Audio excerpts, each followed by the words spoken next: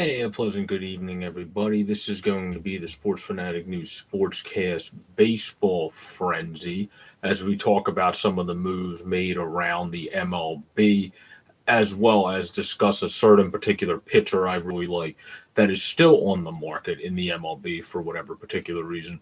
Sorry for the technical issues with the microphone originally. I think the microphone should be working now. For some reason, it was picking up the wrong mic, and we carried the technical issues from Pure Wisdom Industries over here to the Sports Fanatic News Industry. But, now we'll get on to baseball and some of the big moves made of the offseason and then make some of the predictions on where I think people will slice out as the top of the division. I think in some divisions it's blatantly obvious, and then in others it is not so obvious. Obviously, Trevor Bauer, you got the embarrassment of Richards out there in LA, gave him a 3-year, $102 million contract of a value, but it's Trevor Bauer and it's the Los Angeles Dodgers. The Dodgers can pretty much just keep throwing money to people. They have money that's in mattresses that they find extra mattresses and they have more money. So this team doesn't have to worry about money by any stretch of the imagination. It seems like he's going to be a guy that just continues to get better and better for Bauer at the point. And he's a guy that I don't think anybody has to worry about. And that's why I think the Dodgers made a good decision there bringing him in. And he's a guy that's just going to make them 50 times better than they already are. Kerschel's in the last year of his deal. He's enjoying being a father. They talked about this on MLB Network. Is he going to hang it up after this season, or will he keep playing? He's a surefire Hall of Famer if he does. And if he keeps playing, he's still going to put together some fantastic seasons as he did last year. And when push came to snuff, he was a big part of them winning the World Series as well. So when push came to snuff and they were able to get over the hump, he actually performed in the playoffs when needed. So it was very good to see that as well, because then you're going to see less people get on Clayton Kershaw like some people really do about his playoff performances. Now, for me, my two teams that I primarily focus on in the sport are the Phillies and Red Sox for people that know me. For me, with the Phillies, obviously they're in a very, very tough division. It's going to be real tough for them to really get anywhere in this division with the Mets. You got the obviously Nationals, but you got the Braves and but other projections have them much lower. I would say the team probably could have spent more money to get more of a Rizzi, who's still on the market, which we'll get into in a bit. He should not still be on the market. He's a guy I think should have been picked up by somebody at this point, but that is not the case, and we'll see who's actually able to obtain his services in the end. But Jake Rizzi, to me, should not still be on the market, and I think the Phillies, and there's articles about their interest in him, should be the primary team still to go after him, because even with Chase Anderson and Matt Moore, that doesn't perfectly solidify your rotation. Those are more just two guys that are fifth starters that you're able to bring in. Obviously, Moore lit it up in Japan. That's a hitter's league, so that's good to see him be able to light it up over there and really perform to a mid-twos ERA, show the fact that a location pitcher is able to still be successful, and that's something I like to see. I'm a little old school, obviously, and that's a nice thing to see. See the game kind of turn back the clock for Matt Moore and him being able to just locate like a poor man's Cliff Lee and gets outs. So that's a good thing for him and a nice thing to see. But a guy I do want to get into because it pertains to both of my teams, I think either the Red Sox or the Phillies should go after this guy, and that is Jake Odorizzi. If you look at Jake Odorizzi, he has been a very, very good player in his career, as I'm pulling up the stats now. He's still in the free agency for some reason when you still have guys like Hamels in there, but Odorizzi still easily has a lot on the tires. He has much left to give, and that's why I'm surprised he's still in the free agency. The guy is only in his early 30s, at exactly 30 years old, out of Illinois. Last year he struggled mightily, but that season was an enigma for most people. Hey, how's it going, Go Caps? Hope you're doing well. That season was an enigma for most people in the MLB. You went around everybody. Obviously, you didn't get to do the same routines. You could only come into the stadium a certain amount of times ahead of time. In his career, though, he has a 1.24 whip, 995 strikeouts, so obviously he's going to surpass 1,000. He has 1,042.1 innings pitched, and it's not like Odorizzi is a guy that hurls it past you anymore. He was that a little bit able to do, but he was still a guy that uses his movement to get outs, and he has good movement. 3.92 career ERA, 62 and 56, and a 12.4 career WAR. So he's been a very, very good pitcher, and at times extremely good. Like, for example, with the Twins, when he pitched for his 3.36 ERA and 159 innings, that was a very good season. 3.61 back in 15 with the Rays. He's a guy that's been in two teams that obviously try to economize with their pitchers, but he's a guy coming off of a down season, so you should be able to get a very economic contract for Jake Odorizzi. And glad to see you're doing well, Go Caps. And that's a big thing that I think the Phillies and or Red Sox should take advantage of. He's a guy on the market that the guys that they signed, obviously in an Anderson for the Phillies, you don't know for sure if those guys are going to be able to do such. Where when you sign an Odorizzi, he is more of a three-starter, but you already have Zach Eflin if you're here in Philadelphia. And obviously with Boston, he probably would be at least your three-starter because obviously Chris Sale is coming back from injury, and you're not going to want to force him extra innings. You might want to see if you're even going to throw him in as your primary starter at the start of the season because Boston, again, just like my Phillies, both of my teams that I like are in a very tough division. I don't think the future is necessarily very bright for them next season, but hopefully moving forward, they're able to bounce back and have some successful seasons. But Odorizzi in either of the rotations, sign him to a 2-3 year deal. They're going to be very helpful because Nathan Eovaldi is such a wild card piece in Boston's rotation. He stepped up for the World Series year, obviously coming out of the bullpen or starting, but since then really hasn't done a damn thing. So it would be nice to get somebody in that's a little bit more surefire than him. Tanner Houck did impress me a little bit when he came up, but he still has some rawness and really has to get it going. The fact that the Yankees traded them out of Ottavino, I think, is going to become a mistake in the end. I mean, Red Sox are always a surprising team. They go very cold and very dark for one season, and then all of a sudden they're able to pick it up and just get the engines going again in the next season and make the playoffs. They've done that multitudes of times. So the stranger things can happen. They really like Pivetta coming from the Phillies. Obviously, that would not be good for my Phillies if they're able to trade him. And then they get Seabold, who they also seem to like a bit too. And I always liked him while I was here, a good control pitcher himself that gets outs just by having good control of the zone. Connor Seabold is. So that's nice to see. But if they're able to turn both of those into very good pitchers, Brandon Workman didn't do anything. Hembree didn't really do anything here in Philadelphia. So that's definitely going to pan out better for them. Sale, you still have out. Excuse me, I meant to say earlier, actually. I don't know why I thought he was in for a second with the 60-day elbow. So you might have Seabold actually have a chance to make the team, the former Phil. And if him and Pivetta make the team, that's obviously going to make Phillies fans pretty upset because that trade did not work out well at all in the Philadelphia Phillies' favor. They have a good catcher, Boston, but obviously those are my best teams. The Phillies will win that competition.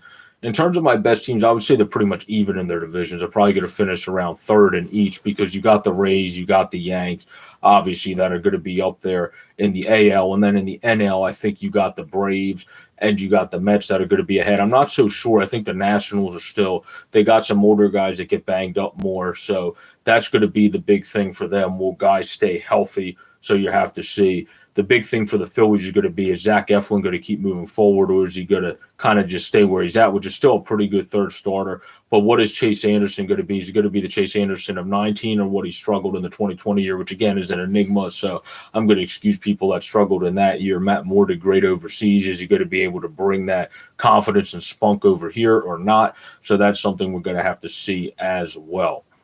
But if we move on to some other teams, obviously, I would say in the division of the NL East, I'm going to pick the first place team as we do our division predictions here. I'm going to give it just because of how good of a lineup they have to go with their pitching rotation. I'm going to give it, unfortunately, as much as I hate to do this as a Phillies fan, to the New York Mets. I mean, they have all the embarrassment of riches now. Oh, nice. Fetty's starting tomorrow. Yeah, he's a solid young pitcher, too. Good guy coming up. Maybe a good 3 through 5 somewhere in there. Go Caps, 3 through 5 starter. Good for him getting the spring debut. Congratulations, Eric Fetty. But I'm going to unfortunately have to say the Mets, as much as I hate to do it. Diaz finally was able to bounce back. You got DeGrom, who's the best pitcher in baseball. They have Trevor May, who's a guy that I also thought the Phillies should have got, but they were not able to step on to. Syndergaard, whenever he comes back, is just going to put himself right in the middle of rotation. That added Taijuan Walker, which was a very good deal for them. They also got Jordan Yamamoto. They got Seth Lugo, who has an elbow injury right now, but can pitch in the rotation or pitch out of the bullpen better as a bullpen guy, though. They brought in Joey Lucchesi. They have an embarrassment of riches in young pitching count, and they also brought in Cookie, that we can't forget. Carlos Carrasco, who's at his best, is a very fine pitcher. And that is a guy that's going to step up for them as long as he stays healthy. And I think Dylan Betances in his second year of the contract, they knew he wasn't going to pitch as much in the first year. Now they want to see what he can do. I think he's going to do some good things for them. And they have Robert Gesellman, who also does some good things for them in either the rotation or bullpen. They got a lot of good swing men there as well. Marcus Stroman's coming back also. So I think the Mets have an embarrassment of riches when it comes to pitching. And that's what's also going to get them over the hump, along with the fact that they brought in James McCann, who's a nice little scrappy catcher, who's a late bloomer. Maybe paid him a bit, but guess what? They brought him in. He have a good, consistent catcher and a guy that can catch the game, catch the pitchers very well, but also swing the stick pretty good to at least a 250 batting average. So they brought in a pretty good one there. They got Jeff McNeil. They brought in Jonathan Villar, obviously, and that was a good thing when they brought him in to bring him in. He's a nice little player that's underrated. Francisco Lindor is obviously a great player. Galorme is a solid player. Davis, Alonso. You got a lot of good players over there in New York. They brought in Almora, who's probably going to be competing for a job. You got Conforto, Nimmo, Pilar, who's another guy I wanted the Phillies to sign that the Mets unfortunately snatched up in Kevin Pilar. So you got some good guys. Dominic Smith, who obviously emerged again last year. So I think everyone's just coming into their own for the Mets, and that's what's going to put them over the hump, unfortunately, as much as I hate to say it. In the NL East, I think the AL East for division predictions is quite frankly obvious, unfortunately, because the Rays traded away a lot of their pitching, obviously. They let Morton go. They traded away Blake Snell, where I think that is, as much as I also hate to say it with this, too, because I do not like the Mets and or Yankees, but I just got to go with what my gut is.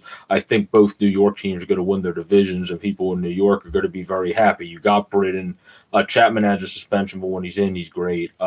You got Garrett Cole, who still pitched to great numbers last year. I mean, honestly, if he didn't get paid, once you get paid the amount that Garrett Cole gets paid, it's just a lot of critics are going to come at him because you say you don't, quote unquote, live up to that contract. Well, most people don't live up to that value, but he still pitched absolutely tremendously last year. And he deserves a lot of credit for that. He was able to bounce back and keep getting stronger as the season went on. Devi Garcia is a good young pitcher. Mingo Herman's coming back.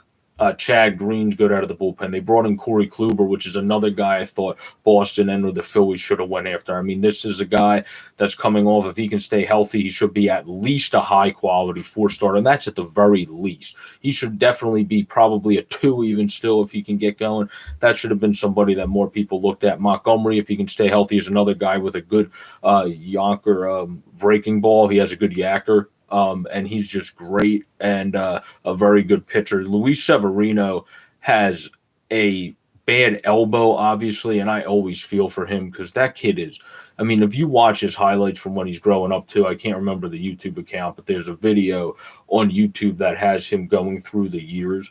That dude looked like he was going to be one of the best of our generation, honestly. He has great movement on his fastballs. He pitches it extremely well. It's unfortunate he keeps getting elbow injuries, but when he comes back, he's a force on the mound at his best. So never count him out. They brought in Tyone, who at his best is a force on the mound as well from the Pirates that got through cancer and adversity and was still able to do well. Thank you, Baseball Boy 7179. I really appreciate it. And thank you for subscribing. We really appreciate it. Justin Wilson's an underrated lefty. When he's at his best, he gets outs because of his good off-speed pitches as well as just location. And I love those old-school pitchers that are able to do that. DJ LeMahieu is a batting champion. He's an absolute beast. Gleyber Torres is still getting better, which is ridiculous. Andujar can hit, not field, obviously. How you doing, Hockey Reports? Good to see you as well. Gio Urshela is day-to-day with an elbow, but when he's in, we know he can hit. Luke Voigt is a power-hitting machine. And then you obviously have Clint Frazier, who's underrated. I'm looking to see what he can do. I agree with Kevin Millar, brought this up on Intentional Talk. He's a guy that's underrated. People don't value him enough. You got to value Clint Frazier. He's a good young player. He might not be the snappiest fielder, but guess what? Not everyone's great at fielding. What's up off the wall? John, what's up, legend? How's it going? Got Aaron Hicks in center field. Great fielder combined with hitter that has got his power numbers going up just like Granderson did when he went to Yankee Stadium. So that's always good to see. Aaron Judge, when he's at his healthiest, is at his best. And obviously, when he's at his best, he's a force to reckon with. And then Giancarlo Stanton at his best is a force to reckon with. The only thing that ever holds back the New York Yankees is their health. If they're completely healthy, this is a World Series contending team and a team that should definitely win the AL East, especially after the Rays got weaker and move people pitching wise. Some that I don't agree with. I don't think they had to trade Snell yet, but they did. They moved guys. They got some good young pitching, but I don't think that's going to outweigh the Yankees and their experience. And again, I think the Mets, the other New York team, will be the one to win in the NL. As for when it comes to the West, we'll just get this one over with. Obviously, the Los Angeles Dodgers are going to win the NL West. I mean, I understand the Padres got very, very good, obviously, and tried to get people to match the Dodgers, but it's just not going to be the case. I mean, the Padres, I admire their effort. That's what I'm going to say. I admire their effort. You brought in the Snells, you brought in Darvishes, you brought in all these great people, but they brought in Trevor Bauer, and they still somehow outdid the fact that the Padres brought in all these great people. I mean, that's just the Dodgers for you. Like I said, they find money out of extra mattresses they didn't even realize they still had. So, I mean, that's just how ridiculous the Dodgers are, and they're just going to keep being that way. So I would say the Dodgers are obviously going to be in first place there. When it comes to second place, that obviously is going to go to the Padres. I mean, just by default, the Padres, I think that division is going to be tremendously close. Honestly, I think it's going to be within 3 to 5 games at most because the Padres did a lot to compete with them. And I don't agree with the fact that I think Pacoda had it at 103 to 96. I honestly could see the Padres being about 98 wins to like 102, something along those lines. For the Dodgers, that's going to be extremely close. And yeah, John, you should. It's probably going to be a pretty exciting season this year. Hopefully more normal season. Got some fans and fannies in the seats hopefully this year as well. But yeah, I'm going to go with the Dodgers. Padres will be in second place. When it comes to second place, and I don't think I'm homer with this just because – they're my second team, and John will like this one. But I think the Rays got rid of a lot of people. Boston has more experience. If they add some pitching, Jake Odorizzi, and get some guys, I honestly think the Blue Jays will fall back because usually you have that year that you're like, oh my God, we're amazing. Where you rise to grace and then you fall back for 1 year and then you really get going the next year. So I think next year, 2022, is the Blue Jays bread and butter. The Rays got rid of too much pitching, in my opinion. I think Boston will step up. They could even bring in a Cole Hamels, and if he stays healthy, that'll help solidify the rotation a little bit as well. But I think JD Martinez will bounce back. I think he had one off year that was just a bad shadow that'll wash away and then move on and have a great season this year. So I'll put Boston in second, and then the Rays would obviously just by default be probably third or fourth because them and the Blue Jays are close. So that would be my second place team for there. But when it comes to the NL East, the second place team would be the Braves. And then unfortunately, my Phillies would probably be in third place behind the Mets and the Braves. Now we'll go to the AL West, which is a lot more closer than the fact that you have two teams at the top of the NL West. I'm going to give the AL West. I just like the way this team plays. I think they're going to continue to find ways to win. I'm going to still give it to the Athletics with the Astros coming in second. The A's are always a team. Billy Beane, who's still there this year, didn't leave yet, even though he signed a deal with Red Sox owner John Henry. He's still going to be there this year as the economizing wizard that just knows how to get it done without spending a lot of money. And that is what Billy Beane has been and is going to forever be. And when he leaves, it's going to be sad for people in Oakland. But guess what? They got it done for a long time, and they're continuing to get it done. Bassett has pitched his best baseball in Oakland. Jake Diekman at his best is one of the best lefties in the game. They brought on Cole Irvin. I'm interested to see if they can turn him into anything. Very lackluster. Didn't really do anything. Only had one good start and then didn't do anything here in Philadelphia. They have guys like Kalara. Luzardo's obviously a very good developing young pitcher. You got Frankie Montes, who pitched very solid and then got suspended and hasn't been as good. AJ Puck's a good young pitcher. They got guys that they can turn into good players. They picked up Trevor Rosenthal, who I think is obviously going to be a top 3 closer in the league this year. He knows he's committed to a role. Melvin already committed to the role for him. He told him he's his closer. Sometimes getting that great confidence and that great spunk from the beginning is huge for a player, and I think that's going to be huge for him. Sergio Roma has continued to be good in his career. He's a great veteran to have. Trevino at his best is pretty good. So is Wendelken. They got good stuff. They just got to continue to be accurate. Turley also has good stuff they got from the Pirates. He just has to be accurate. Same with Ween. So they got guys. They always are good at shaping pitchers. They got Fires, Holmes. They're good at shaping pitchers. But they're just going to continue to do that. They're like the Rays. They always find ways to pull it out. That's why the Rays have a chance to be in second. I just think the experience after getting rid of Morton and letting him go, and then obviously getting rid of Blake Snell is going to hurt them a bit. You got the Matt twins as well, Olsen and Chapman. They're going to continue to kill it. They brought in Mitch Moreland, who's going to be able to smack around righties in that ballpark, which is something they were limited with. A guy that could really hit righties well consistently, that could play the first base or DH position that Mitch Moreland can do. Obviously at first base they had Olsen, but the key was DH. And you have Pinder that can smack around lefties. So it was great to be able to see that. Mark Canha is a guy that's underrated. He just knows how to play every position and gets it done. Stephen Biscotti is one of my favorite players. A good story about him is the Cardinals actually moved him to the Oakland Athletics so he could be closer to his mother, which was a wish by him because his mother was unfortunately dying of an illness. And that was a great wish that the Cardinals were able to fulfill. And he's had a good Oakland Athletics career thus far. So I would put the A's at first in their division, in the AL West with the Astros in second place there. So in the AL Central, we'll go next to now. I would still have, because the Indians moved on from a lot of people, I would go Twins and White Sox, because the Twins obviously have been around the block and then just can't win in the playoffs, but they've been winning, and I think they're going to continue to win in the regular season. And that's what's going to put them over the hump. And the reason I'll put them above the White Sox is just because they've been around the block more. They got players that have actually been there, done that. It's just for some reason, once those players get into the playoffs, they just can't win. But once you have guys like Barrios, who's one of the best young pitchers, Dobnik, who went from being an Uber driver to a hell of a pitcher, Maeda, you brought in Happ, who's unfortunately has COVID now, get well soon, Jay Happ.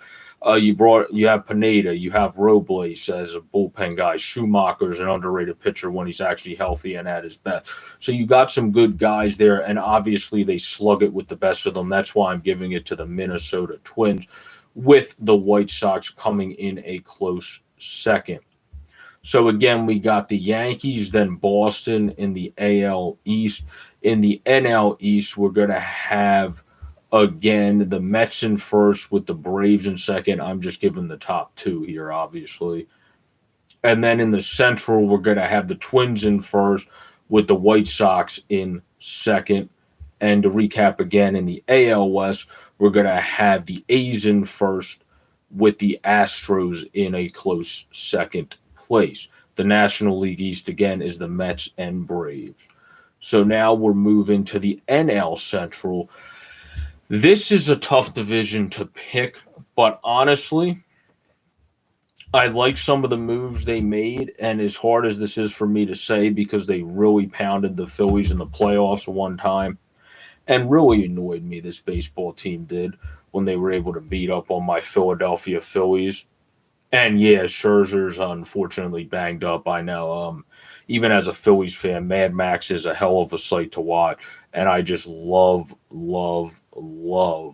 watching Mad Max. I mean, he's a great pitcher to watch, no matter what you're a fan of, what team you're a fan of. He's a great pitcher to watch.